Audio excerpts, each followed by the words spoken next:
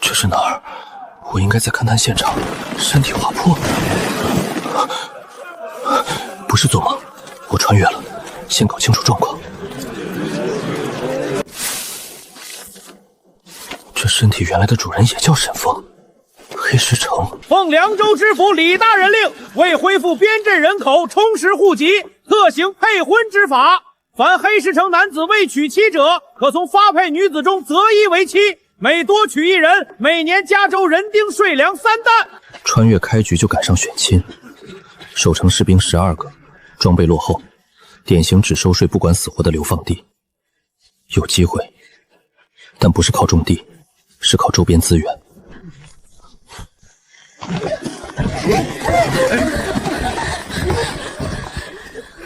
就这8个，要挑的赶紧过来。先挑先得，挑剩的带回去关牢里。穿蓝衣服那个，屁股大，能生养，归我了。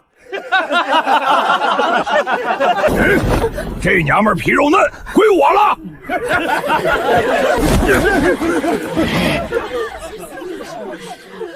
这个看起来肉还多点，归我了。这高个不错。能干活？不要！求你不要！跑什么跑？跟了老子，保你饿不死！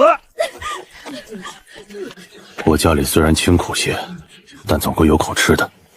你可愿意跟我走？往后余生，全凭安排。我愿意跟着你。啊，定下了，领完牌子赶紧走。下一个，还有没有人要？没有拉回牢里。这2个。加起来不到150斤肉，取一个白胶30两，取2个白胶60，谁要？反正我不要。这2个也太瘦了，跟柴火棍似的，挑回去能干啥？白送都不要，养着废粮食。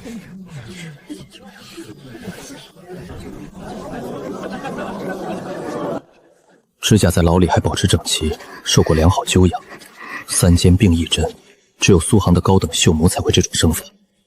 这2个人。以前绝不是普通的流放犯，这2个我都要了。你说什么？2个就是60两，你交得起60两吗？配婚令上写的是配婚次年齿征，法令原文：配婚之民次年入册，始征人丁税，今年不用交。还真是。行了，领走，赶紧画押。姓沈的娶2个老婆，看你拿什么养。到时候饿死了，你那2个女的还得归老子。他说的对，你养不活我们，为什么不只挑1个？你叫什么名字？苏锦月。你呢？叶小荷。你虎口有茧，是长期卧银针磨出来的，指甲在牢里还能保持整齐，受过良好教养。你父亲是大夫。你怎么知道？因为你们2个不是负担，是资产。3针并1针，平支错位法，普通农妇不会这种手法。你是纺织户出身，给我3个月，我会让你们看到知识和手艺能换来什么。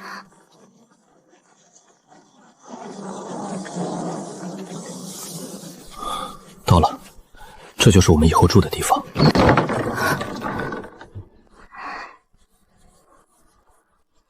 这地方真能住人吗？屋顶塌了一半，风全灌进来。总比阴暗潮湿的牢房强，至少能遮风，破点也算自由。土坯用的是河滩泥，粘性不够，难怪裂成这样。叶小荷，去找干草，越多越好。苏锦月，在门口挖一个坑，不用太深，2掌深就够了。挖坑干什么？过滤水，这地方的水肯定不能直接喝。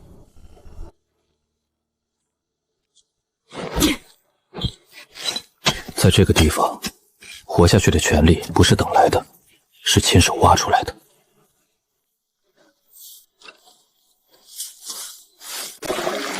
快看快看，你们快过来呀！这水真的变清了，真的能喝了。沙子和碳就能把水变清？这叫过滤，它能吸附杂质和异味，砂石能过滤大颗粒。不过这个水还不能直接喝，明天烧开了再喝。你说话的样子不像黑石城里的流放犯。这个明天去城外多捡些回来，能派上大用场。煤，河滩上这一层全是煤浆石，上游有露天煤矿。这个铁矿石，品位至少4成，还有石灰石。煤是什么？比木炭更耐烧的燃料。有了煤，我就能烧窑；有了窑，就能烧出石灰；有了石灰，就能做水泥。水泥是什么？带水的泥巴吗？比石头还硬的东西，明天你们就知道了。现在多捡些灰白色的石头，越多越好。那是石灰石。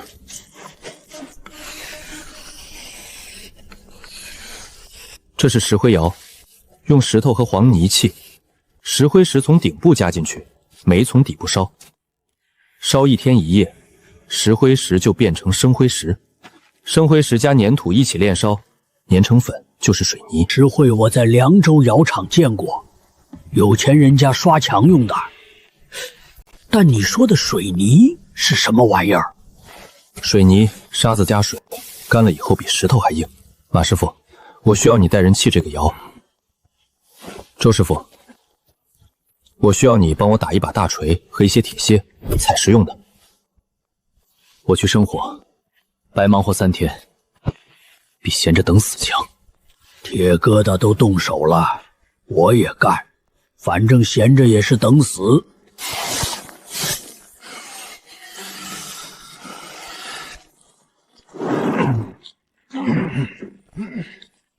姓沈的，你娶了2个老婆，就你这破房子，3个人挤一堆干草，挤得下吗？赵虎，你有什么事？没事就不能来看看？你知道黑石城什么最值钱？最值钱的当然是粮食、水。错，最值钱的是知识，但你没有。没事就请回吧。你小子嘴硬，行，我看你能硬多久。哼！你不怕他？怕什么？他只会用拳头，而我有图纸。今天是石灰窑正式点火，石灰石加煤烧1夜，明天这个时候出窑。如果成功了，黑石城就会有水泥，一种比石头还硬的东西。水泥能干啥？能修城墙，能建房子，能铺路面，能让你家屋顶不再漏雨。现在加料，加料！烧石头，烧出一堆碎渣子来，看你怎么收场。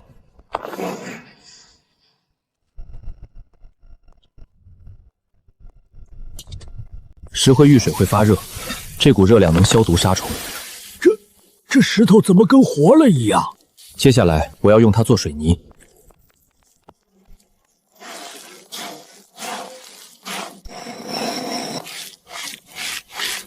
明天早上这块饼就会变成石头。泥浆变石头，沈小子，你要是能把这泥浆变石头，我给你磕3个头。磕头不用，要是成功了，你帮我盖一座更大的窑，砖窑。真的，而且没用火烧，就泥浆晒干。这是什么手法？不是手法，是水泥。马师傅，你现在信了吗？是，沈小子，沈爷，你说吧，那砖窑怎么盖？我现在就带人去盖。砖窑和石灰窑类似，但要更大、更精密。我们要的是青砖。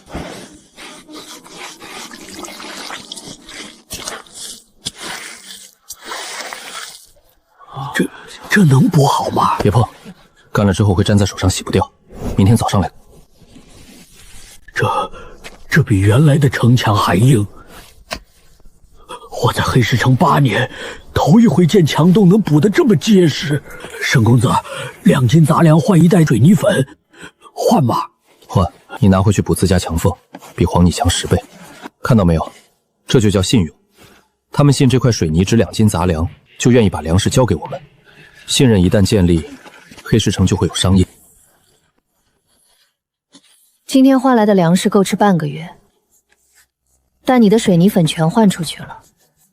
明天你要拿什么继续换？明天石灰窑继续烧，水泥产量翻倍，而且砖窑3天后点火，砖比水泥值钱，1块青砖能换2斤粮。你真有把握烧出青砖？有，水泥只是第一步，砖是第2步，铁是第3步。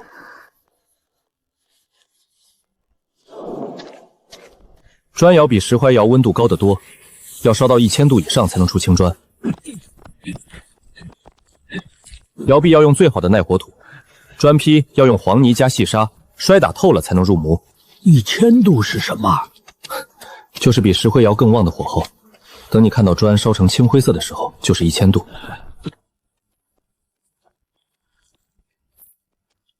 4个角一定要压实，泥要摔透，模要压实，脱模要轻。这3个要点记住了，合格率能到90%。这砖坯比我当年在凉州窑厂建的还整齐。不是手艺问题，是模具问题。木模尺寸统一，砖缝才能对齐，这叫标准化。今天目标200块砖坯。今天之后，黑石城会有第1座砖房。点火！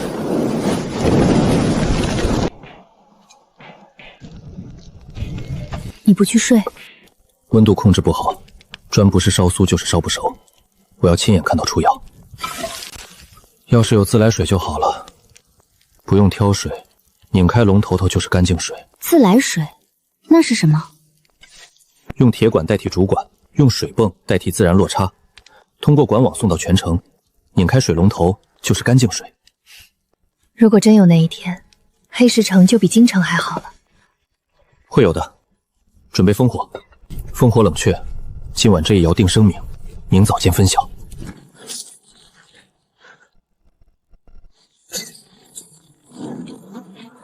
青砖，正经青砖，比凉州光油的还硬。老子打了一辈子木头，头一回亲手烧出青砖来。哈哈哈哈哈哈！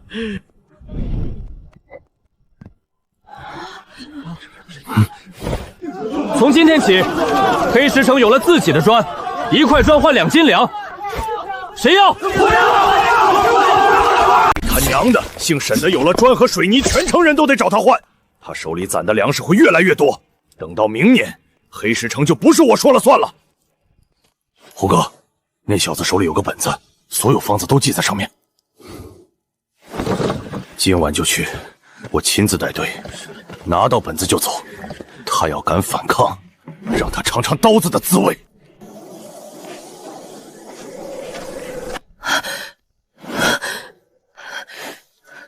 有人，好多脚步声。赵虎，蓝翔配方来了。怎么办？生石灰，全部砸碎，砸成粉末，快！石灰粉进了眼睛，比刀剑还厉害。动作轻点，拿到本子就撤，别弄出动静。姓沈的，把水泥砖头的方子交出来。你要配方？好，我给你。算你识相。本子呢？在这里。眼睛，我的眼睛，看不见了，疼死我了！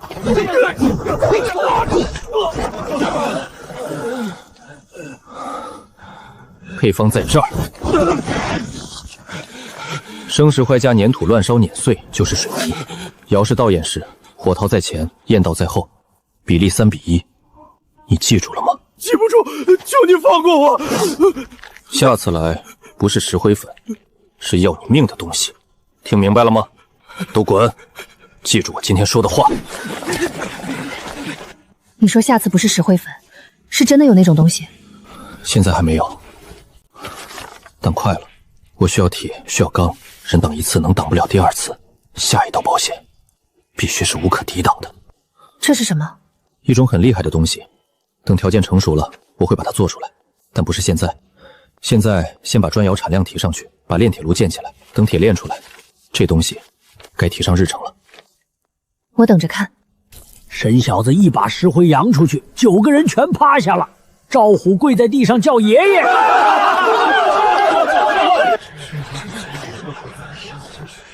石灰窑继续烧，砖窑继续烧。从今天起，水泥产量翻倍。另外，我要建一座炼铁炉。高炉选址3个条件：靠近水源，靠近铁矿，地势高于洪水线。这里全满足。河对岸山梁上就是露天铁矿，河滩上的煤用独轮车推过来，水砖架在河上，带动风翔，风就不用人拉了。这炉子比砖窑还大，温度得多高？铁的熔点是1148度，达不到这个温度，铁矿石就只是烧红的石头。高炉要烧到1300度以上，比砖窑还高3成。所以内衬要用最好的耐火土。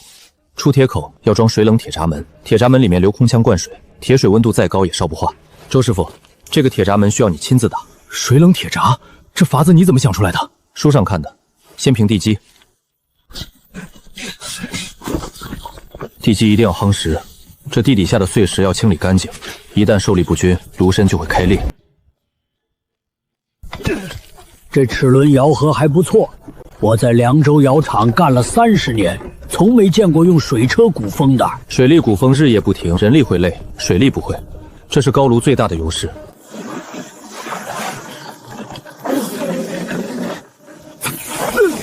这风比周天拉风扇还猛。行了，水车没问题了。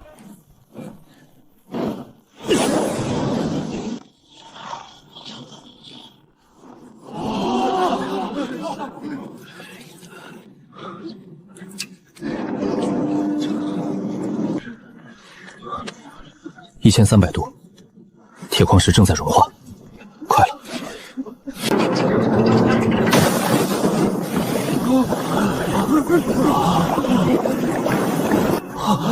铁水，真的是铁水！我打了20年铁，从没见过铁水像河水一样，这辈子值了！这就是铁，第1炉，以后会有第100炉，第1000炉。1个月前，所有人的眼睛都是死的，你看他们的表情，现在眼睛里有了光。因为看到了改变的可能，从泥巴变成砖，从石头变成铁，这不是魔法，是技术。技术是能被学习的。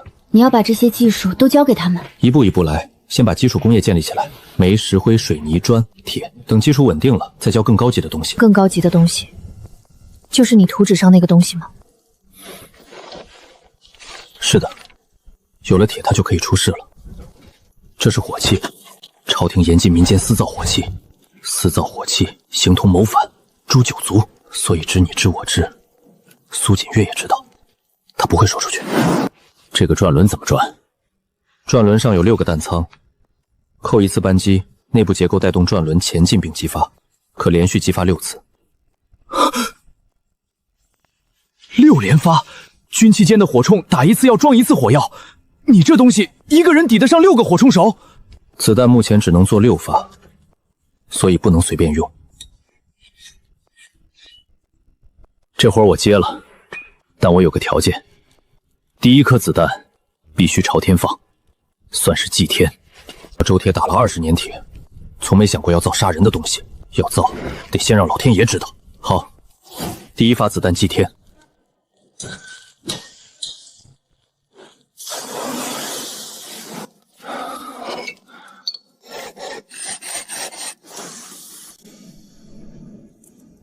7天了，我做了一辈子铁，没做过这么精密的东西。这玩意儿，别说黑石城，整个凉州府都没有。大约2斤半。明天晚上试枪，出城去废弃矿洞。叫苏锦月吗？叫，他也知道了，而且他是大夫，万一试枪有问题，有他在。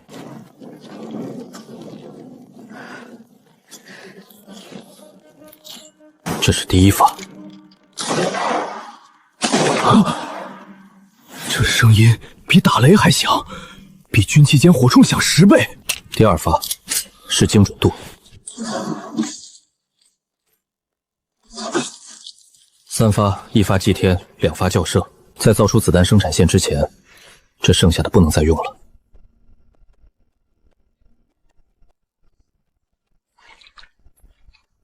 火药和弹壳不能再做吗？弹壳可以做，铜钱还有，铅弹头也可以铸。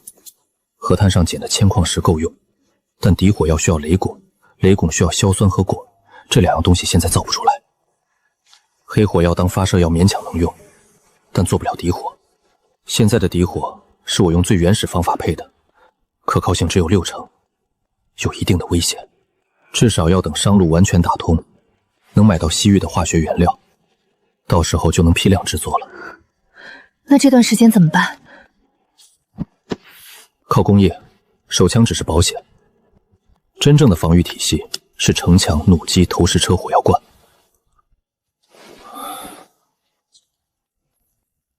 这些不需要精密零件，不需要雷管，只需要铁、木材和黑火药。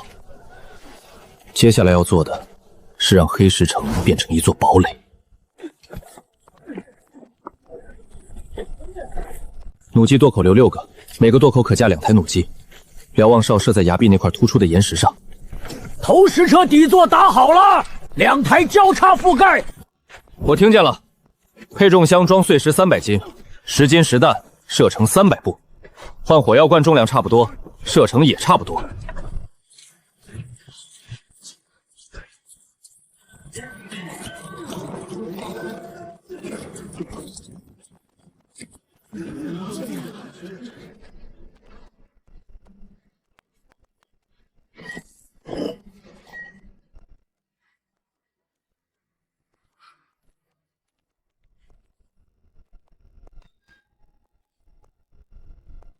在下凉州行商王有才，特意绕道过来看看。敢问阁下可是沈峰沈老板？我是沈峰，王老板远道来辛苦，看中了哪样？青砖、水泥、生铁怎么卖？青砖1块2斤两，水泥1袋5斤两，生铁一定10斤两，钢价格更高。你有钢？灌钢。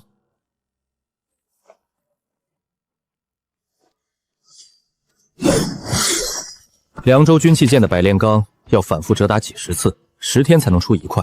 我的灌钢3天出1炉。沈老板，你这黑石城藏龙卧虎啊！青砖、水泥、灌钢这些东西放在凉州城，都是能让军器卷和户部抢破头的硬货。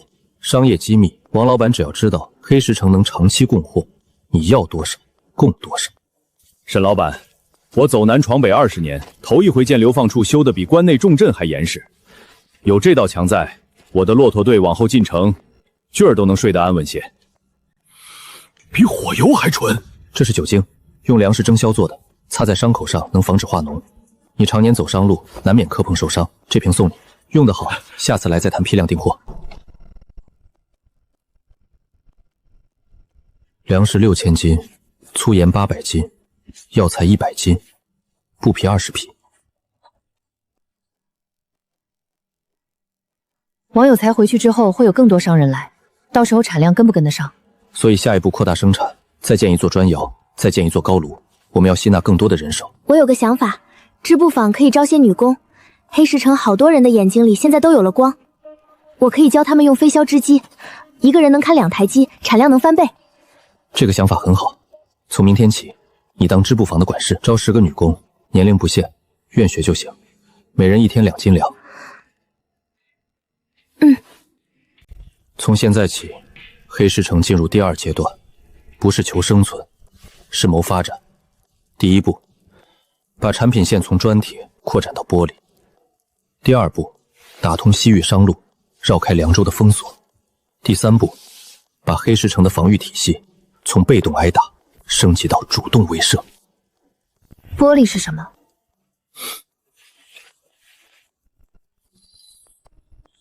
比镜子还亮的东西，等着看吧。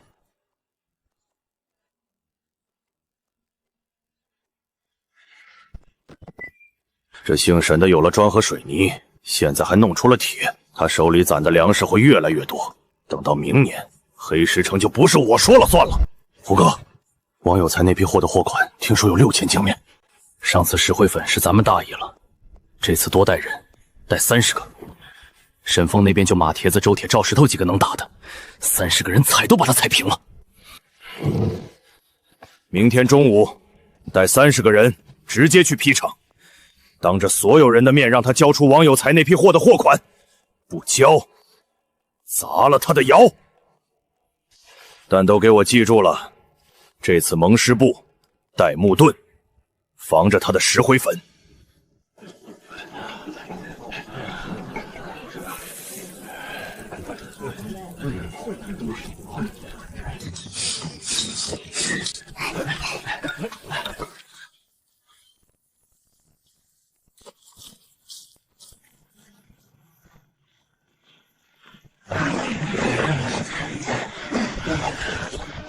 姓沈的，出来！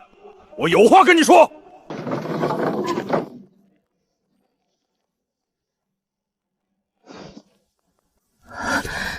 赵虎眼睛好了，今天带这么多人来是要干什么？好了，托你的福，姓沈的，今天我不是来打架的，我是来跟你谈判的。谈什么？王有才那批货的货款，我听说是6000斤粮。这黑石城按老规矩，买卖货物要交1成的地头费。你给我600斤粮，以后你的买卖我保你平安。不给，就别怪我不客气。赵虎，你带了30个人，我以为你是来拼命的，结果是来要保护费的。拼命也行，上次石灰粉的事儿，别想再来一次。看到了吗？狮牛皮盾，防你的石灰粉。你还有什么招，尽管使出来。又想玩石灰，没用。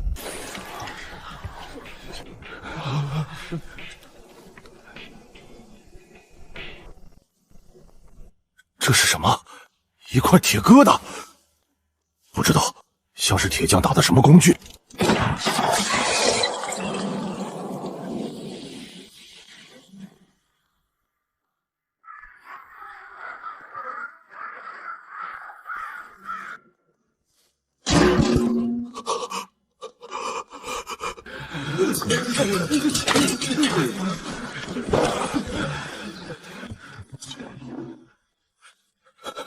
上次我告诉你，下次不是石灰粉，这就是下次。这到底是什么东西？它叫手枪。20步之内，我说打你左眼，不会打到你右眼。你觉得你们30个人够我打几枪？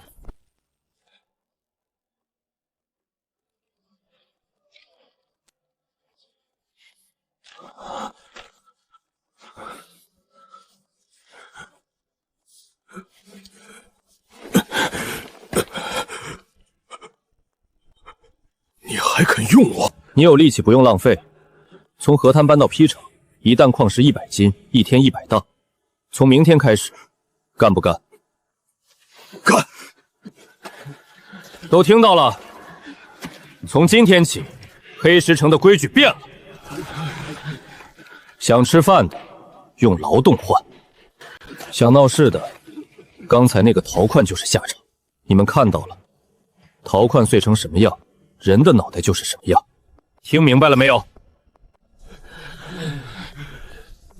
明白了，明白了。现在，把地上的木矛和盾牌捡起来，不是让你们打架，是让你们搬到仓库后面去。以后这些东西是黑石城的公共物资，守城时用。捡完过来登记名字，明天天亮来批场报到。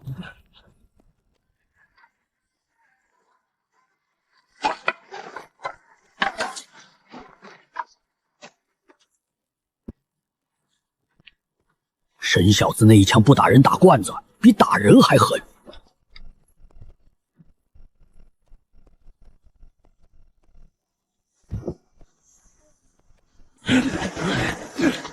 弩机垛口留8个，每个垛口可架2台弩机。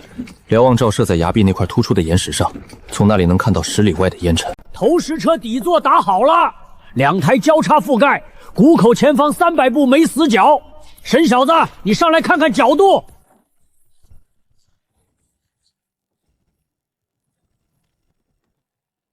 配重箱装满碎石大约300斤。沈小子，这玩意儿能扔多重的石头？10斤实弹射程大概300步，换成人头大的火药罐，2台交叉覆盖，谷口前方300步范围内没有死角。要不要试一发？是，用实弹先试。放。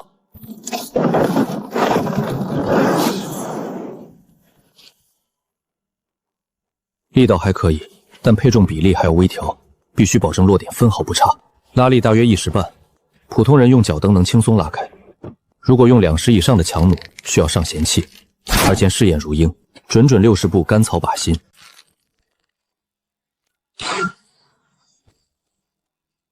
上弦器做好了，摇这个手柄，7轮咬合，慢慢把弦拉上来。好，弩机先做20台装城墙洞口，10台机动。弩箭先打1000支，箭头用周铁的钢箭头，不是铁箭头。钢箭头能射穿皮甲。沈大哥，让我试试。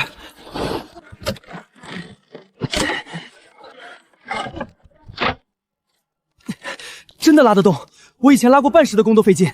这就是弩比弓强的地方，省力，上手快。从今天起，赵石头，你负责训练弩手，每天练1个新时辰，重点上弦速度和瞄准。20台弩轮流练，弩交给我。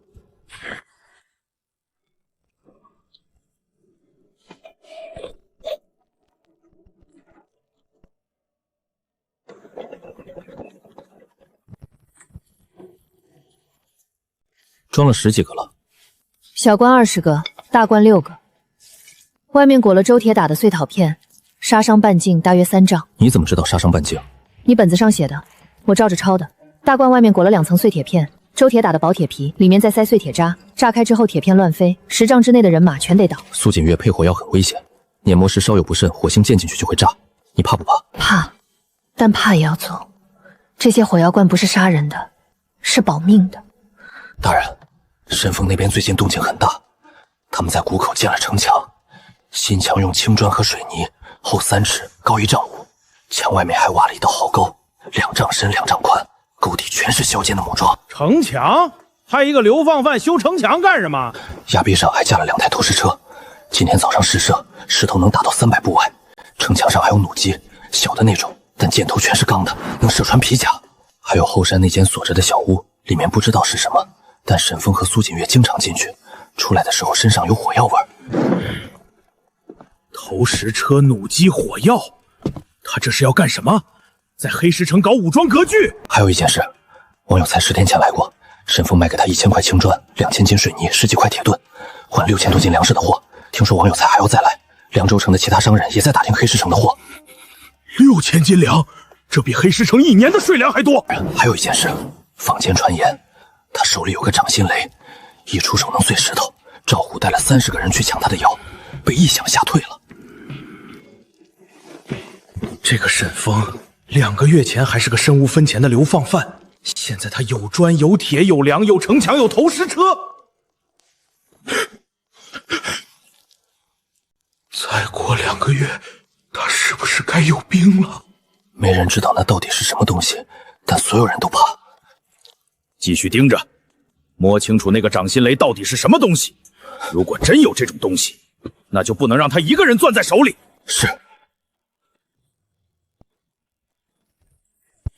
沈峰，你到底是何方神圣？2个月把流放犯的集中营变成了宝寨，再让你发展半年，我还能在守备府坐得住吗？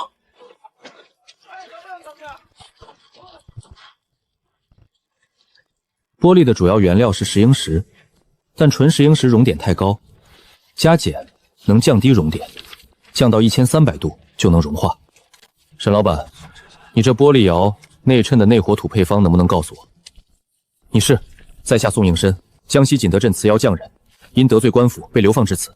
我烧了20年瓷器，从没见过这种倒焰窑结构，火焰从顶部压下来，穿过窑室，这比锦德镇的龙窑更均匀。如果能用在瓷器上，瓷器？你会烧瓷器？会，但黑石城没有瓷土，黑石城有石英石和碱。你先帮我把玻璃烧出来，然后我们一起研究怎么用本地原料烧瓷器。马师傅，这位宋师傅从今天起负责玻璃窑的温度控制。哼，江西来的，行，你来看火候。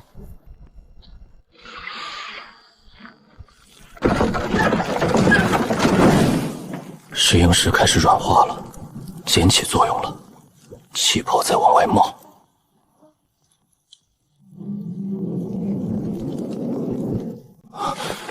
成了，透明的，不是西域那种花花绿绿的琉璃，是像水一样透明的玻璃。取玻璃。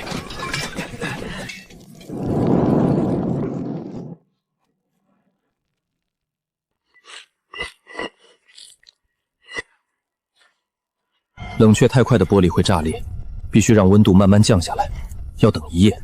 明天早上就能看到透明玻璃了。老子活了一辈子，头一回见。沈老板，这玻璃如果背面衬上银箔，照人能比铜变清楚10倍。我在景德镇见过西域商人带进来的琉璃镜，但那是彩色的，你这个是真正能当镜子用的。明天出窑，叶小河已经准备好了绸布，周铁在打银箔，第1块玻璃镜送给你，算是你加入黑石城的见面礼。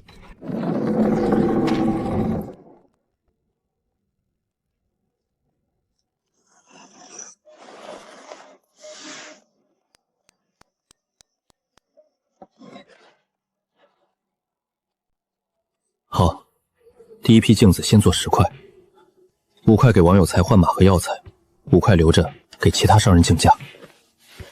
苏姐姐，这块给你。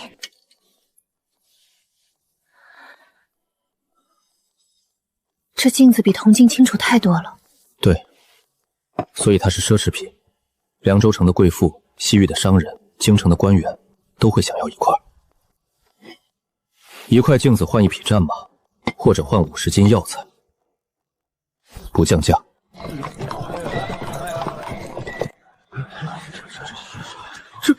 这是怎么做的？比铜镜清楚100倍，脸上一根胡须茬子都看得清清楚楚。平整如水面，透明如水晶。西域商人带进来的琉璃镜都是彩色的，照人模模糊糊。这个跟看实物一样。沈老板，这镜子你还有多少？我全要了。第1批只有10块，3块换了王掌柜的5匹好马，还剩7块。7块我全要，1块镜子我出5两银子，或者折成药材。你要什么药材？银子不急，我要药材，止血的、消炎的、退热的都要，还有香料，胡椒、丁香、肉桂，越多越好。另外，我要1本西域药典，赵药商是药铺会首，手里应该有好东西。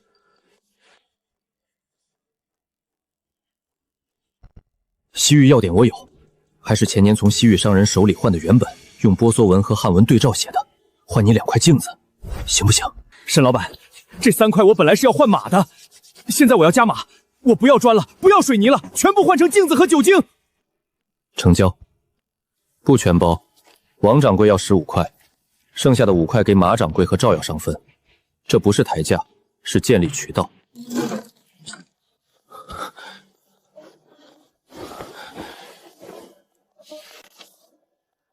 大人，这些东西全是黑石城那个沈峰造出来的。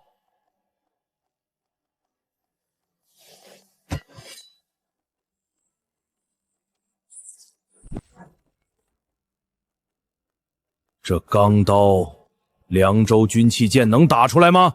据凉州军器剑的老师傅说，这钢的成色比百炼钢还好，他们研究了3天，不知道是怎么打出来的。那个掌心雷呢？查清楚了吗？没有，当时在场的都是赵虎的人，现在全变成了沈峰的搬运工，嘴严得很。但有人说那东西一响，陶罐就碎了。去劈场，我要亲自会会这个沈峰。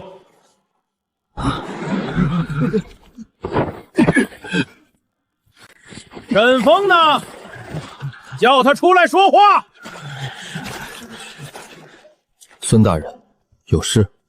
凉州知府李大人有令，黑石城所产砖铁水泥皆为军需物资，即日起由守备府统购统销。你把库存清单和产量账册交出来。另外，城墙上的弩机和崖壁上的投石车也要造册上报。统购统销，价格呢？什么价格？统购的价格。黑石城的砖质量比官窑好，价格应该比官窑高。还有铁，凉州官营铁铺的生铁锭，1斤换4斤杂粮。黑石城的铁用什么价收？军需征用，还讲什么价？孙大人，你可想好了再说话。大烟律明确规定，军需征用只能用于战时。现在是战时吗？如果没有，这事儿传出去，凉州城里那些正经商人会怎么想？他们的货以后官府是不是也可以随便征用？还有一件事，黑石城的流放犯都是被朝廷判了流刑的罪人，我们的税粮是直接交到凉州户房的，不经过守备府。你要统购我们的砖铁，用什么名义？是用守备府的名义，还是用凉州府的名义？沈峰，你不要敬酒不吃吃罚酒。我今天是带着李大人的手令来的，你把账册交出来，对大家都好。不交，3天之后来的就不是10个人了。那就等3天后再说。孙大人，请回吧。今天这笔账我记下了，回头再算，你们一个也跑不了。孙德胜说的3天后是真的？真的。孙德胜一个守备敢直接来收我的妖，肯定是凉州内给了他支持。3天后来的应该是府兵，不是10个，是上千个。上千个府兵，我们才100多号人。所以我们不是用100个人打上千个人，是用城墙、壕沟、弩气、投石车和火药罐打上千个人。苏锦月，从今天起劈场停工，所有人上城墙，我们要在3天之内把黑石城的防御能力再提1级。府兵攻击路线大概率是正面冲锋，谷口两侧是崖壁，骑兵冲不上来，只能走中间。弩机瞄准正面冲锋的步兵，投石车先打冲锋集群，再打弓箭手阵地。毛兵埋伏在城墙内侧，万一有人翻过城墙或者撞开城门，毛兵出击。但云梯不是最大的威胁，最大的威胁是攻城锤。如果他们用锤撞城门，城门撑不了多久。攻城锤，城门我已经加固了，外包铁皮，后面加了3道铁门。3道铁门能挡攻城锤多久？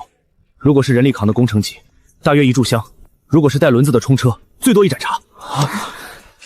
那就是说，如果敌人冲到城门下，我们只有1盏茶的时间。这1盏茶之内，投石车和弩机必须把城门前的敌人全部清掉。马师傅，城门前方30步是投石车的死角吗？不算死角，能打到，但准头差。投石车是抛物线，近距离落点不好控制。那就换火药罐，用大罐火药弹，不用省。火药罐储备小罐40个，大罐12个，够用。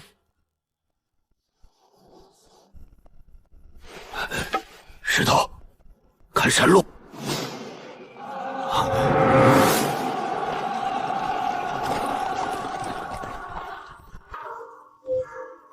府兵来了！府兵来了！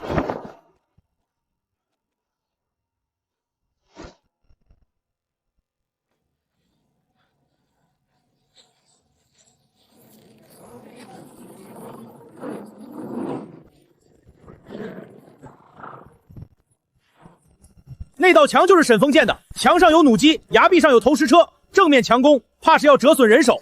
弩机，一群流放犯能用好弩机？投石车也就是木头架子。孙守备，你被一个流放贼窟吓破胆了吧？不是吓破胆，是谨慎。那个沈峰邪门的很，什么都会。哼，他的弩机比军营的弓箭射程远，投石车能打300步。打住！我来之前，李大人交代了，黑石城的事儿，速战速决。沈峰要活的，其他人死活不论，但有一件东西不能碰坏，他的图纸和配方，听明白了吗？明白。府兵听令，第1队推攻城旗，第2队弓箭手跟进掩护，第3队云梯队准备登城，赶后退者斩。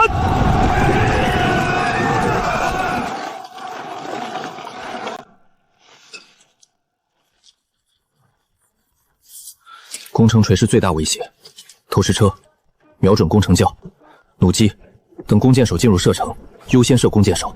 云梯冲到壕沟边再射，让他们先把云梯架起来，架上之后再射爬梯的人，这样云梯堵在壕沟上，后面的人过不来。明白。马师傅，投石车第1发试射，瞄准攻城诀。试射，放！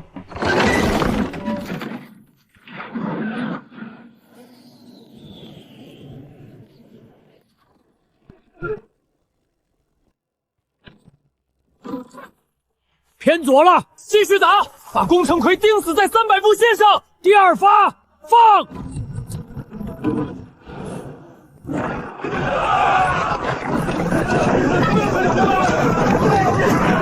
不等了，直接搭云梯过壕沟，弓箭手所有箭都往城墙上射，压住他们。沈大哥，云梯过来了，弩机放！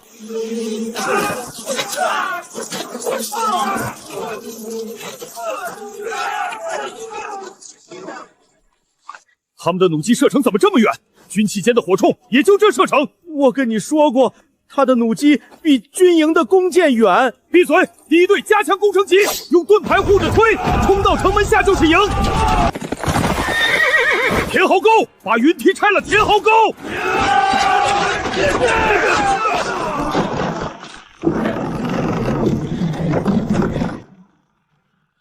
投石车换火药罐，大罐瞄准城门前方30步，放！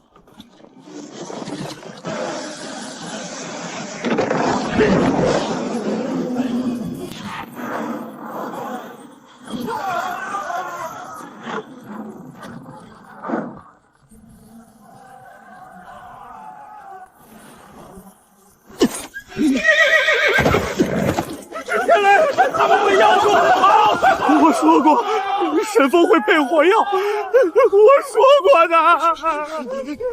火药！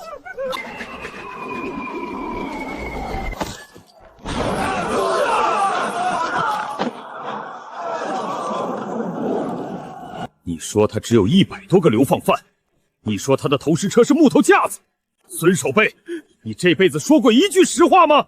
鸣金收兵，撤！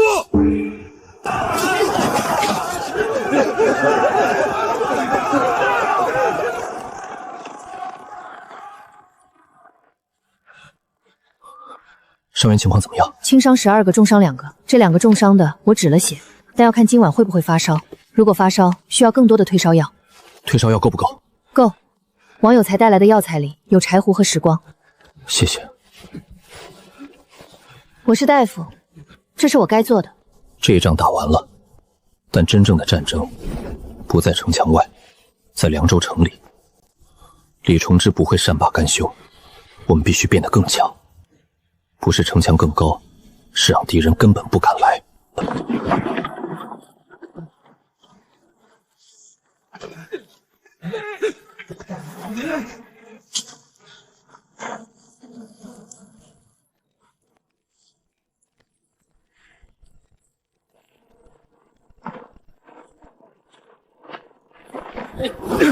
沈爷说了，第2座高炉15天内要出铁，咱们搬运队得加快。从今天起，每人每天多搬20筐，我带头。胡哥，你这肩膀上的伤还没好利索。皮外伤，苏锦月给缝了3针，早好了。别废话，干活。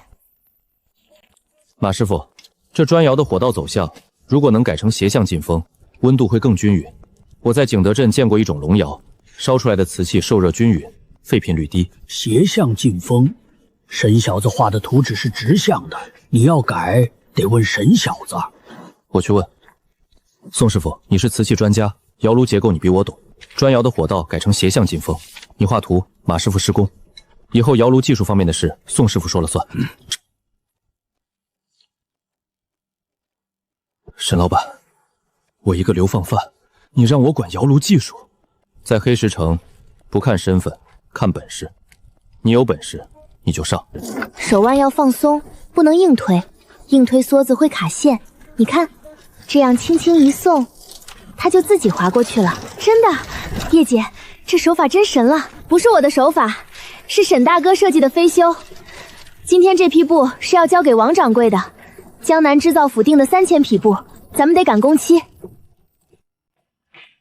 产量怎么样？15台机一天能出30匹，但3000匹的订单，照这个速度要100天才能交齐。不急，江南织造府的订单只是开始。接下来我们要做的是丝棉混纺。宋从生说见过一种丝棉交织的料子，又软又挺，你愿不愿意跟他一起试？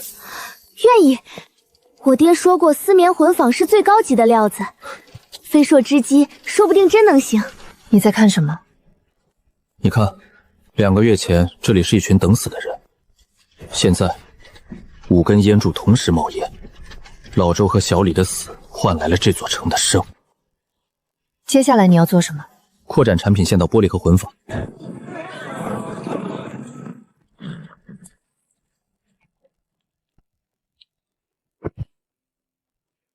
沈老板，这位是西域屈斯国的哈桑老板，他慕名来看的玻璃镜。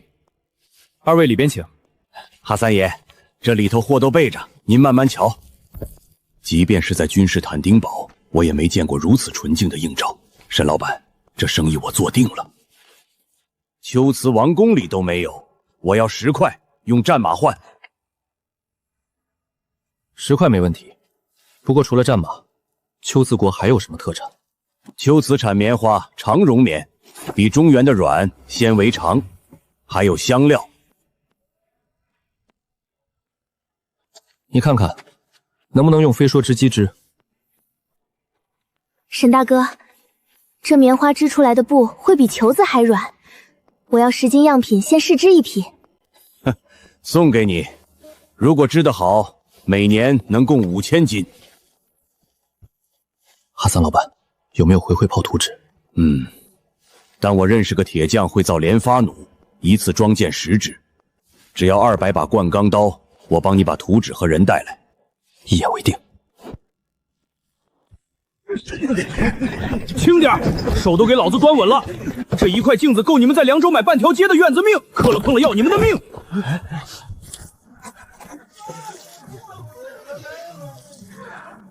是真正的西域红花。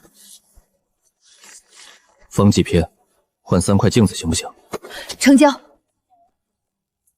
这方子能止痛生肌，重伤员存活率能再提1成，但需要高度蒸妖灸。明天让马师傅做个玻璃冷凝管的蒸妖灵器。给我5天，我和宋师傅能把织机调好。今天净赚。你想用商业养工业？对，我们要建完整的工业体系，防御不只是壕沟。这帮商人居然敢去朝廷给一个流放散求情！大人，他的镜子和酒精已卖到京城了，再不动他，朝廷就要过问黑石城了。朝廷要是知道了黑石城，会怎么样？不好说。西北边境缺钱，朝廷急需能生财的地方。如果沈峰承诺按时交税，朝廷很有可能会给他一个合法身份。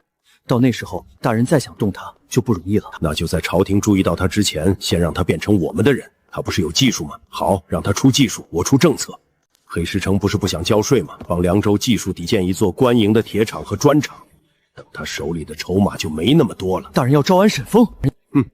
招安也好，合作也好，名头不重要，重要的是让他把技术转移到凉州府手里。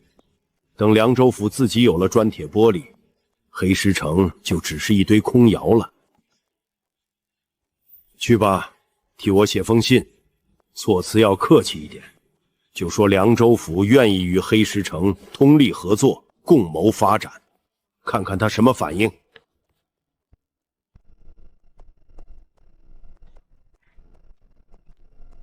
沈老板，别来无恙，在下奉李大人之命，带来一份合作方略。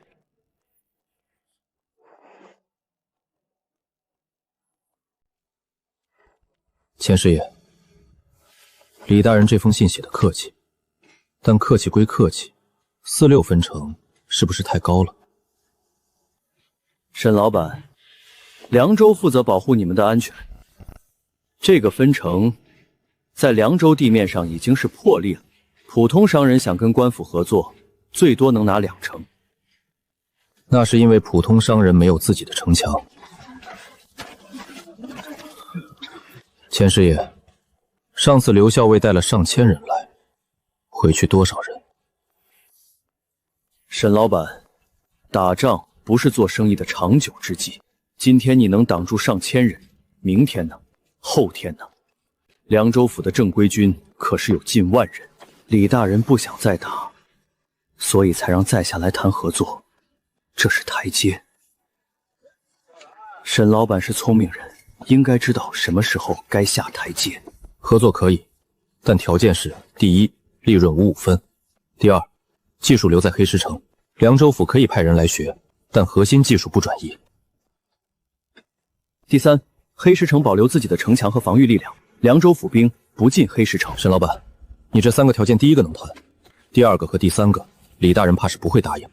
那就请钱师爷回去问问李大人，黑石城不是一根骨头，是一棵树，砍了树取柴，只能烧1季，留着树，年年都有果子吃。李大人是做大事的人，不会不明白这个道理。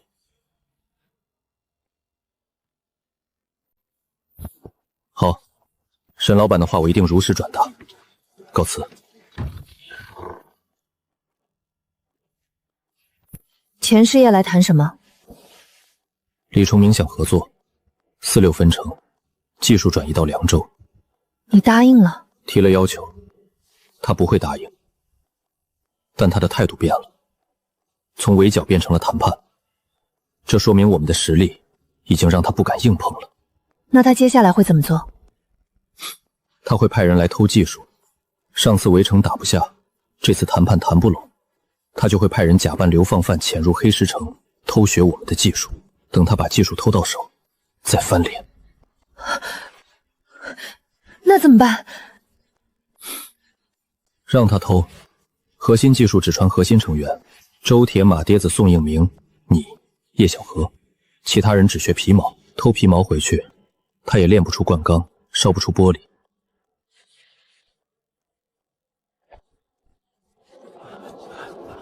名字原籍，什么手艺？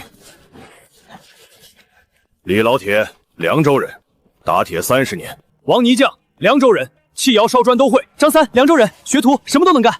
打铁的去铁匠棚找周铁，砌窑的去砖窑找马瘸子。每天3斤粮，多劳多得，偷懒抠东西剁手。听明白了？明白了。李老铁，你这拉风向的手艺不错。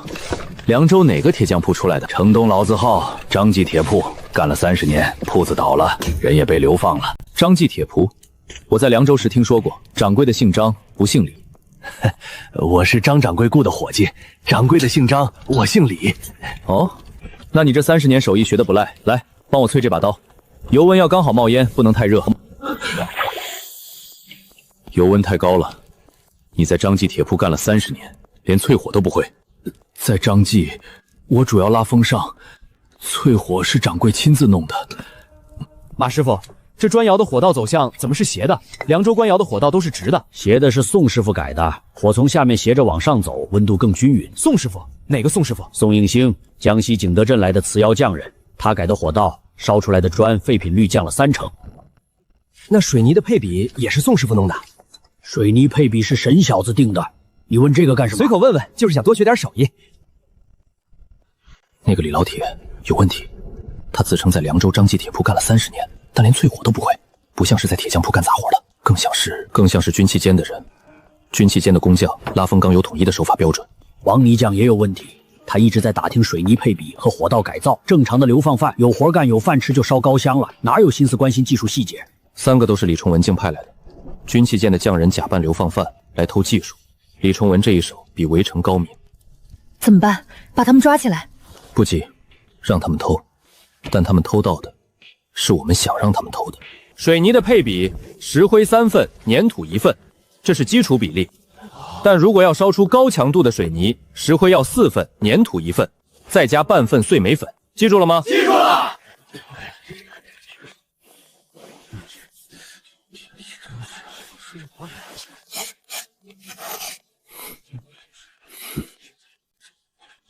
让他们偷回去的配方：石灰4份，粘土1份，碎煤粉半份。这个比例烧出来的水泥初期硬度高，但3个月后会开始崩解。李成仁用这个配方建官窑，3个月后他的官窑会塌，到时候他再来找我，就不是谈判了。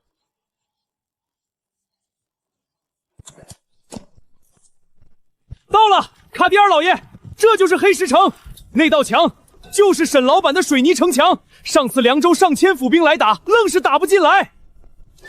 这道墙不是石头砌的，是砖和水泥。水泥是沈老板自己造的，干了之后比石头还硬。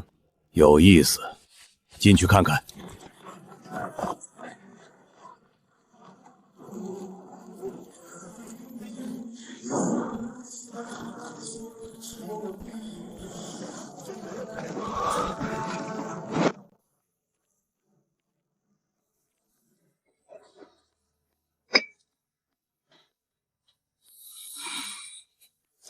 这是怎么做的？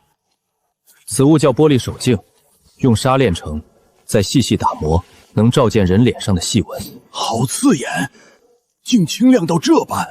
这镜子我要20块，西域2马50匹，外加这个。这不是钢，是什么材料？大马士革钢，西域最好的刀匠用乌兹钢锭打出来的。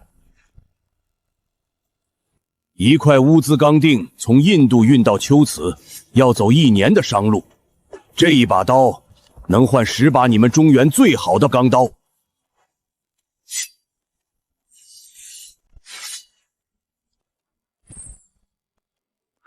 好刀，这把刀的硬度和灌钢差不多，但韧性比灌钢更好。灌钢刀刃对撞会卷，这把刀只是微卷。如果能研究出这乌兹钢的锻造方法，黑石城的钢刀能再上一个台阶。卡迪尔老板，这把刀借我们研究几天。这把刀送给你们，如果你们能用你们的灌钢打出同样的刀，鬼子以后只从黑石城进口钢刀。成交，50面玻璃镜换你们的马和这把刀。这刀刃上的花纹不是折打出来的百郎钢纹路，百郎钢纹路是层状的，像木纹，这个纹路是颗粒状的，像沙子被压实了。这可能是乌兹钢锭本身的特性。乌兹钢锭从印度运来，本身就是经过特殊冶炼的，不是灌钢法，也不是摆范法，是另一种完全不同的冶炼工艺。如果能弄到一块乌兹钢锭原坯，说不定能地向研究出冶炼方法。下一批西域商队来的时候，让他们带乌兹钢锭，用灌钢刀换乌兹钢锭，一把换一块。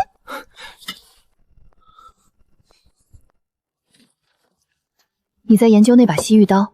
对，如果黑石城能打出大马沙格钢，钢刀的质量就能追上西域最好的刀，甚至超过。到时候灌钢刀卖凉州，大马沙格钢刀卖西域，2条产线，2个市场。李成明的事怎么办？他派来的3个探子还在偷技术，让他们继续偷。等李成明的官窑塌了，我们也已经发展起来了。大人，沈峰那边的动静越来越大了。最新的消息，他不仅拿下了王有才的订单，甚至连西域的卡达德尔驼队都留在了黑石城。这一进一出的粮食盐铁，几乎要抵得上凉州府半年的岁入。一个流放之地，竟成了北地的聚宝矿。若是再让他这么折腾下去，到时候你我的脑袋都保不住。大人，他既然靠这些硬货吊着商人的胃口，咱们就扼住他的喉咙，直接封了商路。传令下去，即日起关闭通往黑石城的所有关隘，设卡盘查，凡是运送粮布药材的商队一律扣押。我倒要看看，没有了外面的补给，他那些砖头瓦块能不能当饭吃。各位掌柜，这封联名信今天必须定稿。黑石城的货占了凉州市面上30%，青砖、水泥、钢刀、玻璃镜、酒精。如果黑石城一直被封锁，咱们在座的有一半要关门。我上个月刚从黑石城订了1000匹细布，钱都付了一半。要是黑石城停产，这批布就泡汤了。我的酒精也是从黑石城进的，凉州飘局现在只认黑石城的酒精，别的酒精擦了伤口照样化脓。酒精断了，飘局找我要货，我拿什么给？灌钢刀更是独一份，军器间的百炼钢要10天出1块，黑石城的灌钢3天出1炉，价格还便宜30%。我那铺子现在70%的铁器都是从黑石城进的，所以这封信要写得明白，不是替沈峰求情，是替咱们自己的买卖求情。户部那边已经有人在打听黑石城的商税了，咱们把这封信递到户部，让朝廷知道，黑石城是棵摇钱树，李成明是在砍树。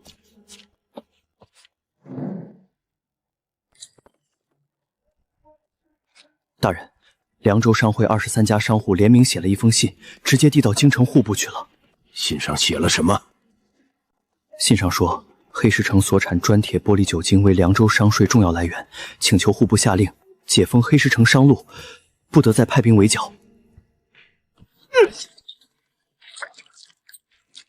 这帮商人吃了雄心豹子胆，居然越过本府直接给户部写信。大人，更麻烦的是，户部已经派了一个主事下来，据说这几天就到凉州，专门来查黑石城的商税。户部主事来查商税？是，而且还带着太后口谕。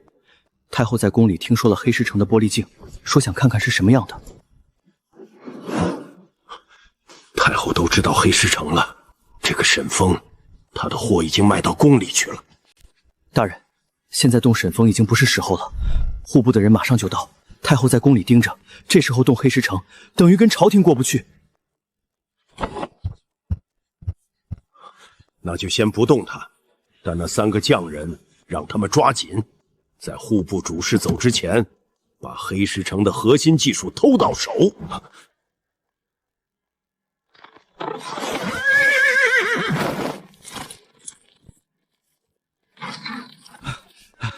沈老板，好消息，凉州商会联名信递到户部了，户部派了一个主事来凉州，专门查黑石城的商税。而且太后在宫里听说了玻璃镜，想看。太后想看玻璃镜？我在户部有个熟人，他亲口说的。太后问宫里的太监，那个能照出眉毛丝的镜子是什么地方产的？太监查了半天，查到了凉州。宫里问镜子，太后就说拿来给哀家看看。王掌柜，你帮我办一件事，挑一块最好的玻璃镜，用最好的绸布包好，配上紫檀木盒，托户部的人带进京，不要钱，送给太后。太后用了黑石城的镜子，以后谁敢动黑石城？李成敢跟商人斗，敢跟户部斗，他敢太后斗吗？妙，这一手比刀还狠，我马上去办。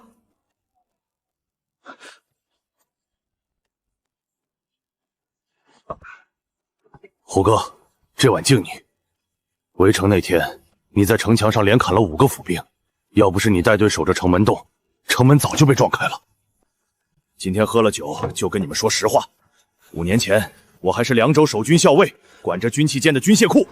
有一天核对账簿，发现库里的铁料少了3000斤，军饷少了5000两。我查了3个月，查到了李崇明身上。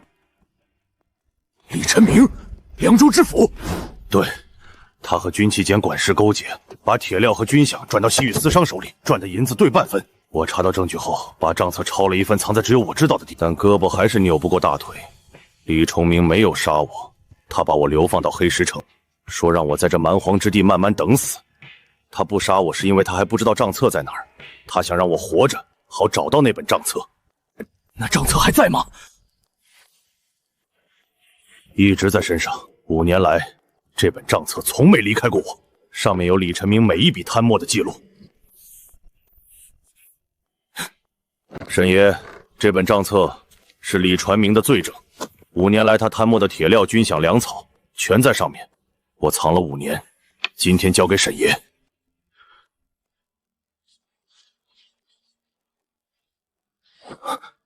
孙德生也在上面。孙德生是李成明的走狗，黑石城的赈灾粮每年有1半被他转到李成明手里，流放犯饿死，他们分钱。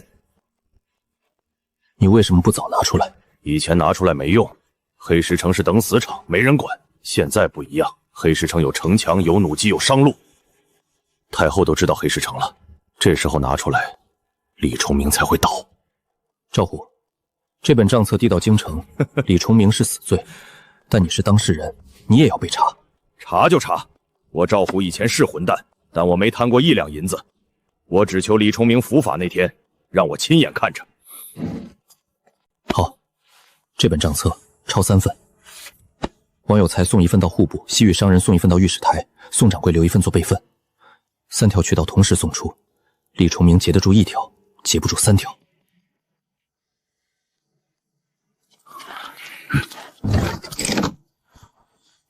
3条商路同时出发，只要有1份到达京城，李崇文就完了。有。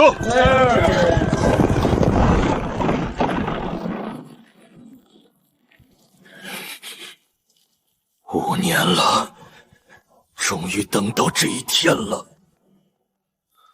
赵虎，这本账册一旦到了京城，你的身份就公开了，你会被朝廷召回去作证。我不回去，黑石城是我的家，以后这里的安保队，我干到死。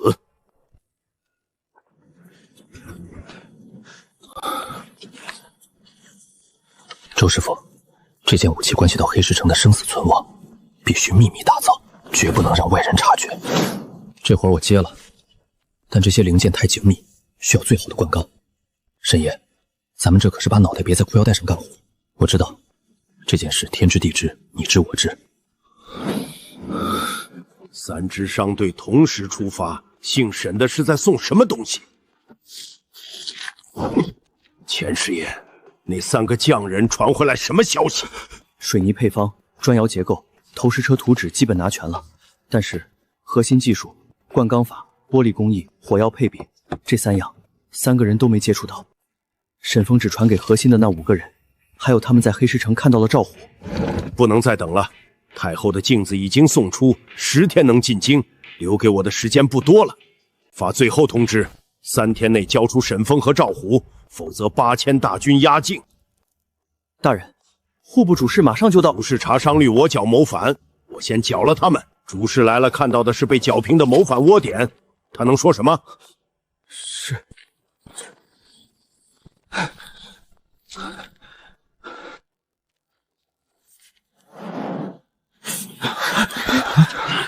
最后通牒，李晨明限我们3天内交出我和赵虎，否则8000府兵围城。8000人，这本是我的事儿。沈爷，让我出城，我带着账册去自首，换李承蒙退兵。你不是去送死，是要活着看到他倒台。这一仗是所有人的仗。城墙高了2尺，弩机多了6台，投石车多了1台，火药储备翻倍。城门我已加固，加了总共4道铁门刷，至少能多挡1倍时间。投石车3台交叉覆盖，没死角。小火药罐60个，大的18个。伤药、酒精、医疗棚全部备足，能同时处理12个伤员。8000人听起来多，但我们火力强了将近1倍。他们还是老样子，我们不一样。这一仗让他们来。烽火已备好，3里外有哨，发现敌情立刻举火。好，从现在开始，所有人进入战斗位置，弩机装弦，投石车装实弹，火药搬到阵地上。3天后，让他们见识见识什么叫真正的防御体系。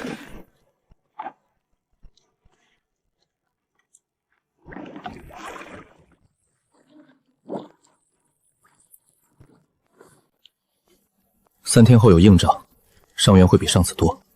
3个棚子，12张手术台，药品够100人份。妇女队训练过紧急包扎，重伤员送到我这里，轻伤员他们能处理。如果重伤员太多，你能不能撑得住？我在流放路上学会了一件事，不能撑就死。你造手枪建城墙配火药的时候，你有没有想过撑不撑得住？没有。那我也没有。该做的事做好，结果不是我们能控制的。这把手枪，万一城门破了，你拿着。给我干什么？防身。如果城门破了，有人冲进医疗棚，你用这把枪。我是大夫，大夫不拿枪，你拿有用一点。拿着吧，我打造了一个更好的。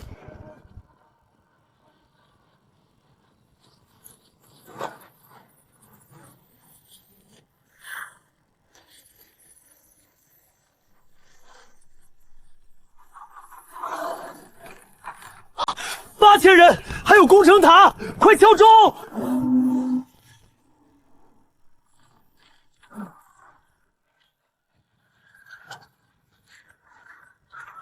最大威胁不是攻城锤，是攻城塔。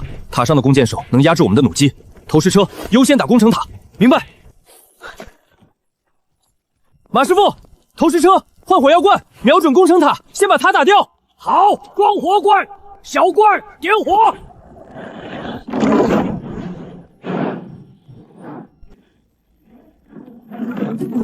偏了5步，第2发，放！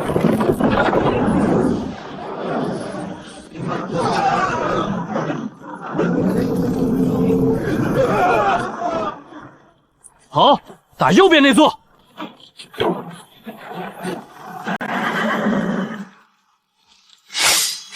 冲！推！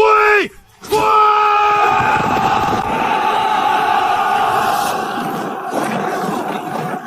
一排中箭，2、3排准备，轮换轮换，不要停！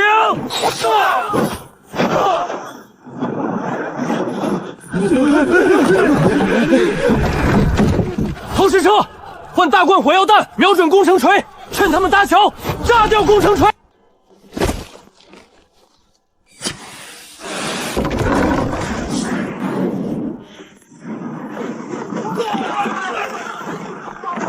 云梯，6架云梯全给我架上！不用管木锤了，盾牌手顶住，云支队给我往死里爬，谁敢后退，本校不管亲手剁了他！卫队，跟我冲，撞开城门！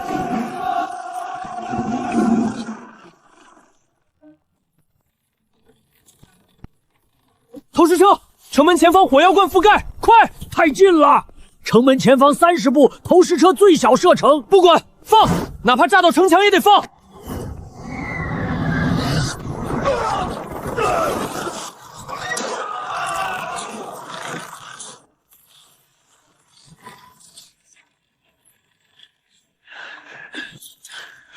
兄弟们，城门要是破了，我们就用这条命堵住城门洞。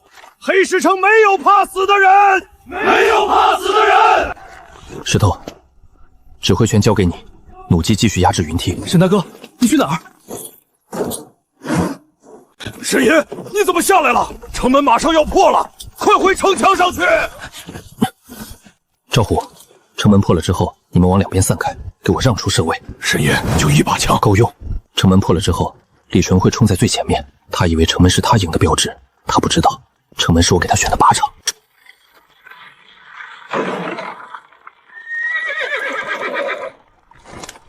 城门破了，冲进去，活戳沈峰，赏银1万两。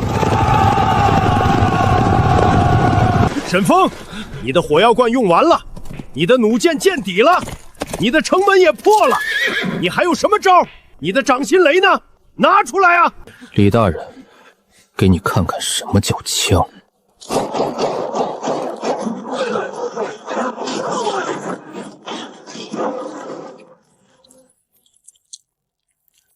李大人，你想死在这里，还是想继续当你的凉州知府？撤兵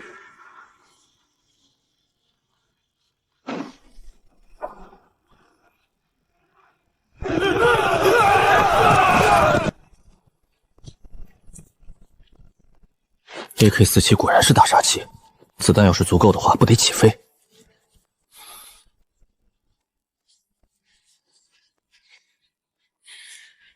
苏大夫，你这包扎的手法越来越利索了。别乱动，弄歪了不好看。伤员情况怎么样？轻伤9个，重伤3个，全部处理完了。今天伤员比上次少。攻城塔被打掉后，府兵的弓箭手就没法压制我们的弩机了，城墙上的火力一直没断。3个重伤的，能救回来吗？能。红花和梅药配的正生金膏起了作用，西域药典里的方子确实比单纯的酒精好用。那就好。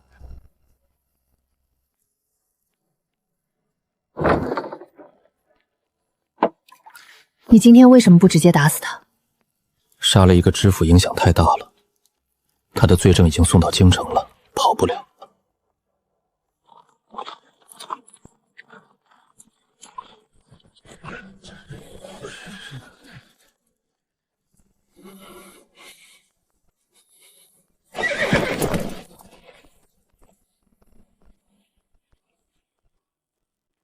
圣旨到，凉州知府李长明接旨。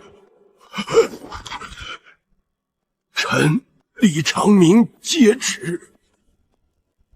奉天承运皇帝诏曰：凉州知府李崇文涉嫌侵吞军饷、私卖军械、陷害忠良等多项重罪，着即革去凉州知府一职，由御史张正言回同刑部审理。凉州军器管事孙德胜同案查办。钦此。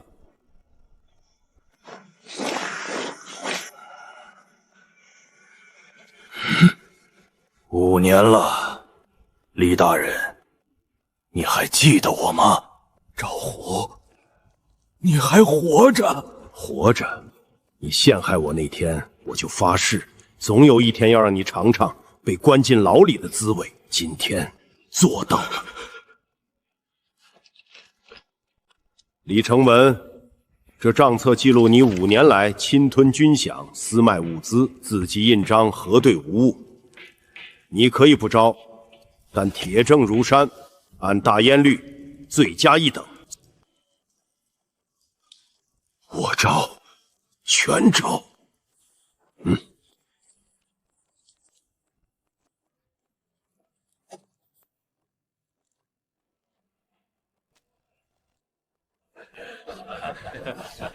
各位掌柜，今天是个好日子，李崇明倒了，黑石城的商路保住了，咱们的生意稳了。这碗酒敬黑石沈老板，敬沈老板。沈老板。都办完了。李崇明招供了，赵虎的冤屈洗清了，朝廷恢复了他校尉职衔，他不回凉州，朝廷改授他黑石城安保队统领，以后他不是流放犯，是朝廷命官。那还挺好的。下一步，要在新知府上任前，把黑石城的制度框架搭好，工业体系制度化，不管是换谁来，制度在那儿就动不了根基。圣旨到，黑石城流放犯沈峰接旨。草民沈峰接旨。奉天承运皇帝诏曰：沈峰带领百姓守御有功，着技改黑石城为黑石边卫镇，设镇抚使一职，由沈峰担任，免赋税10年，自主通商，允许自卫。另黑石城原有流放犯户籍全部豁免，改为边镇户籍，与民籍同等待遇。钦此。我们不是流放犯了，我们是人了。名分只是名分，真正的改变靠的是城墙、窑炉、商路和制度。先把工业体系制度化，扩大生产，建高炉、砖窑、玻璃窑。另外，开通西域直达商路。龟兹王有意与我们签订协议，那样凉州商税就管不着我们了。我们可以和凉州府合作，新来的知府只要不挡路，就拉他做生意，利润5/5分。你不是一直拒绝5/5分吗？现在是我们提条件，主动权在手，条件由我们定。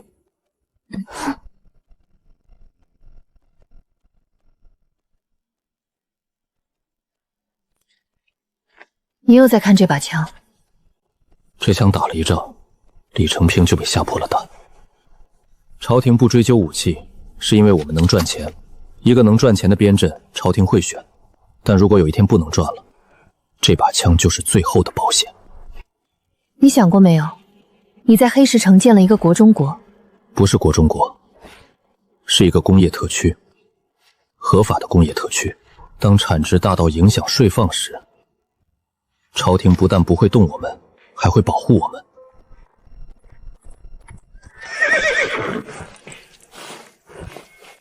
公子，这衙门刚抄过家，里面怕是一片狼藉，要不要先让下人打扫？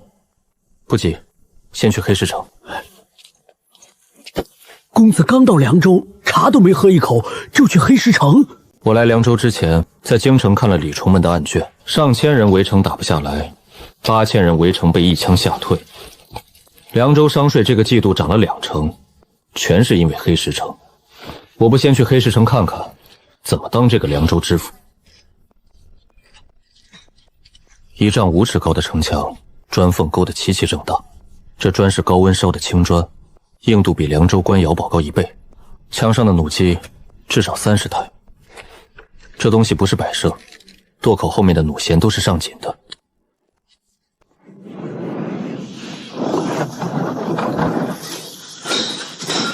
这不是流放犯的集中营，这是一个工业重镇。在下陆文渊，新任凉州知府。原来是陆大人，微服私访。陆大人跟李崇明不一样，李传承是来抢你的窑，我是来学你的窑。沈老板，能不能带我看看你的窑炉？请。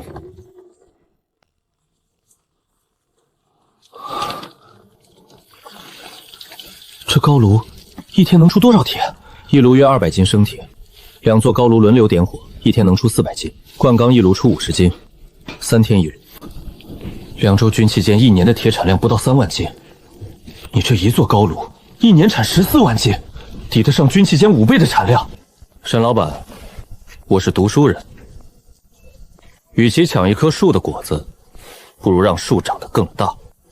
凉州府和黑石城合作，我提供3线铁矿和煤矿开采权，利润5/5分。黑石城的自卫武装继续保留，凉州府兵不进黑石城。我要的是商税，你要的是安全，我们的利益不冲突。成交。不仅报酬优厚，凡应募者一律包吃包住，不限出身，年底双薪，带薪休假，发展巨大，升职加薪不是梦。不限出身，我是凉州张记铁铺的伙计，铺子倒了，这黑石城收不收我？只要你有一技之长，打铁木工、泥瓦、烧窑、纺织10样全收。来这边登记名字和手艺。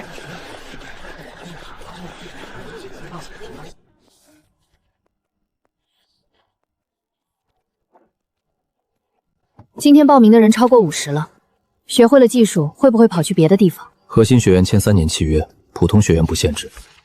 他们学会烧砖，去别处开炉，等于帮我们传播技术标准。以后黑石城就是西北工业中心，我们永远领先一步，就不怕竞争。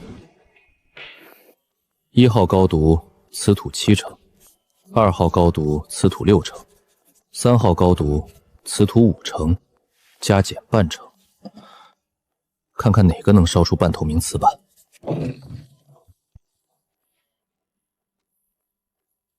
宋师傅，你在试什么？瓷砖，如果成功，贴在墙上比水泥净，铺在地上比青砖平，黑石城的窑温完全够用。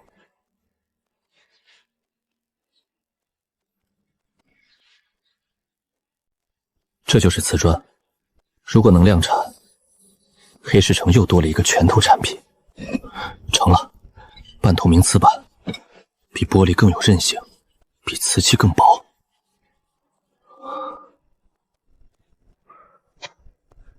这就是瓷砖的雏形，先用小尺寸试产，等工艺成熟了再放大尺寸。给我1个月，1个月之内，我烧出第一批可量产的瓷砖。宋应生是个天才，瓷砖利润他拿2成。2成？你之前从没给过这么高。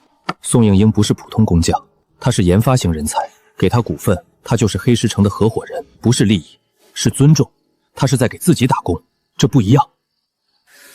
一个流放罪囚，竟能让凉州商税翻倍，这黑石城倒是个有趣的地方。质地通透，毫无杂色，西域最顶级的琉璃也不及此物1/1000。这沈峰果真如传闻般精通开物之道。